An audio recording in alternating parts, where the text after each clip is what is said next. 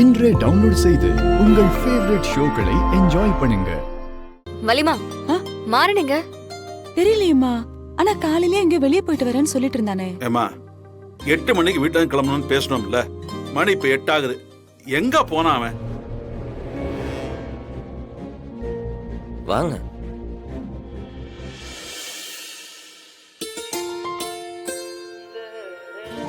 வாமா, வா கண்மணி. அது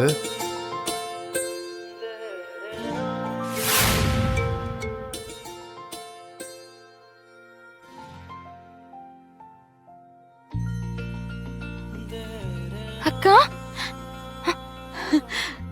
கண்மணி அனி வா வா வா. அம்மா நல்லா இருக்கியா கண்மணி? எப்படி இருக்கீங்க?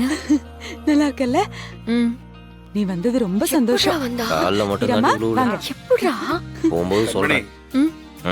எங்க நீ அவ்வளவு தூரம் டிராவல் பண்றது உனக்கு சௌரியப்படாதுன்னு நினைச்சு நாங்க கூப்பிடலாமா? குடும்பமா கோயிலுக்கு போறோம். அதுல அண்ணி அத்தெல்லாம் இருக்கணும்லப்பா. ஆ? அவங்கள மட்டும் விட்டு போறது எப்படி சரியா வரும்? அதான் நானே நேர்ல போய் கூப்பிட்டு வந்துட்டேன். சமத்துடா நீ. அப்பப்ப ஏதோ ஒரு நல்லத அவனுக்கே தெரியாம பண்ணிடுறான்.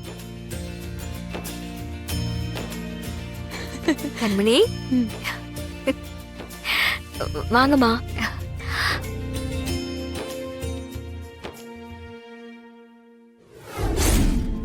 அண்ணி, இவ்வளோ நாளுக்கு அப்புறம் பிருந்தா கார்த்தி வாழ்க்கையில ஒரு நல்லது நடக்க போகுது. மச்சான் இன்னைக்கு உயிரோடு இருந்திருந்தா எல்லாத்தையும் அவர் பார்த்துட்டு இருந்திருப்பாரு. இன்னைக்கு அவர் இல்ல. அவருக்கு அடுத்து குடும்பத்துல மூத்தவங்கன்னா அது நீங்க தான். நீங்க வராம கோவிலுக்கு போறது சரியா படல அண்ணி. அது மட்டும் இல்ல, நீங்க மாசமானதுக்கு அப்புறம் குடும்பமா குலதெய்வம் கோயில் போறது முதல்ல இப்போதான். கடவுளோட ஆசீர்வாதம் நம்ம குடும்பத்தோட வாரிசுக்கு வேணும்ல. ப்ளீஸ் அண்ணி, முடியாதுன்னு மட்டும் சொல்லாதீங்க. மாப்பிள்ள இவ்வளவு சொல்றாருல, சரின்னு சொல்லு கண்மணி. ஆ சரி, நான் வரேன்.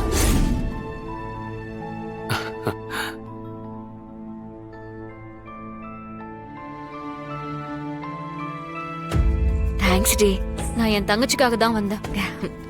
பரவாயில்ல, எப்படியோ நீ வந்துட்டல, அது போதும் எனக்கு.